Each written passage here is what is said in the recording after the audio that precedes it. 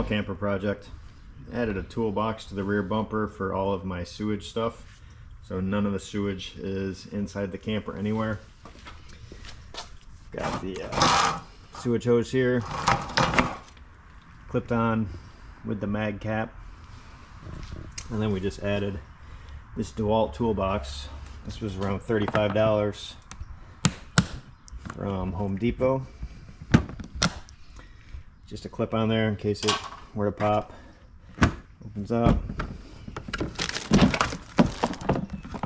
It's got the shelf in there, gloves, and inside is all of my sewage stuff.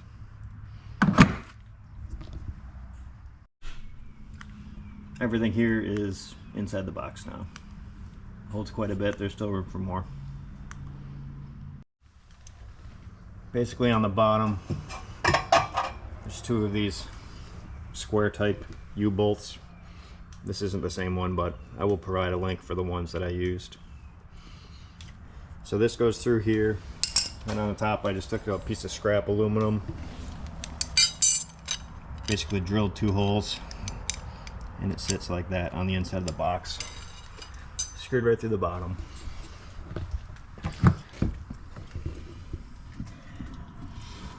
Basically comes through like that on each side.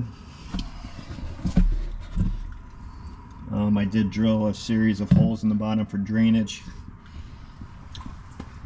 and I also drilled a couple holes on the top just because it's sewage stuff, and if it needs to vent, it has the ability to now. This thing's on here very good. Pretty happy with it. About $45 through and through to the end. I will put links on the bottom. That's it for now. Happy camping.